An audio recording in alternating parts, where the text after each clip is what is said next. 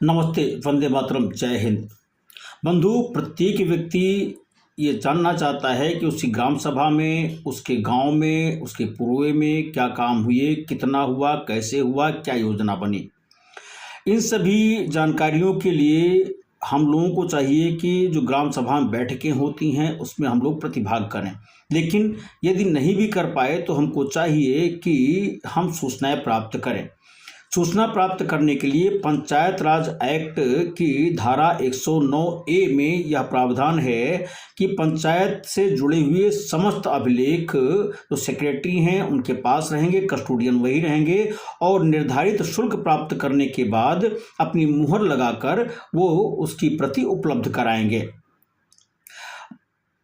कुछ लोगों को या कुछ बंधुओं को इसकी जानकारी नहीं होने के कारण स्थिति ये बन रही है कि लोग भाग करके आरटीआई एक्ट यानी जन सूचना अधिकार अधिनियम की ओर चले जाते हैं।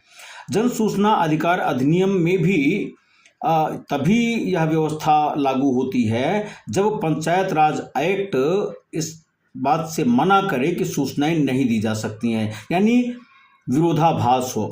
पंचायत राज एक्ट की धारा 109A स्वयं यह व्यवस्था करती है कि सूचनाएं प्रदान की जाएंगी। जब आप जन सूचना अधिकार अधिनियम में इस तरह से आवेदन करते हैं तो यहाँ दो बिंदु देखने वाले हैं।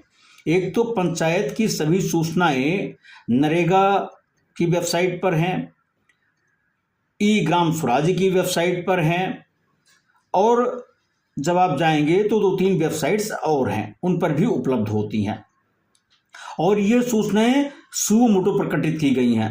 जो सूचनाएं सुओ मोटो प्रकटित हैं उस पर तो सूचना की परिधि से परे होने की बात आती ही है, लेकिन इसके साथ ही जो धारा 22 है जन सूचना अधिकार अधिनियम की, वह भी तभी अतिक्रमित करती है किसी अन्य अधिनियम को यदि उस अधिनियम में कोई विरोधाभास है। यहाँ धारा 22 पंचायत राज एक्ट पर इसलिए अतिक्रमणकारी प्रभाव नहीं रखेगी क्योंकि पंचायत राज एक्ट स्वयं में यह व्यवस्था कर रहा है कि वो सूचना देगा, नकलें देगा, निर्धारित शुल्क प्राप्त करने के बाद सेक्रेटरी करेंगे। तो ऐसी दशा में और ऐसी परिस्थिति में कानून की पेचीदगियों से बचते हुए हम लोगों को पंचायत राज एक्ट के अधीन सूचनाएं प्राप्त करने के लिए प्रयास करना चाहिए। जन सूचना अधिकार अधिनियम के अधीन जाने पर हम लोगों को थोड़ी विसंगति पैदा होती है और कार्य में बाधा भी उत्पन्न होती है। हालांकि कुछ आयुक्त कहते हैं नहीं, आप सूचना दीजिए ही, इसी एक्ट में दीजिए, लेकिन जब माननीय उच्चतम न्यायालय के निर्णय को हम पढ़ते हैं और इनकंसिस्टेंसी वर्ड को देखते हैं तो यह संभव नहीं हो पाता।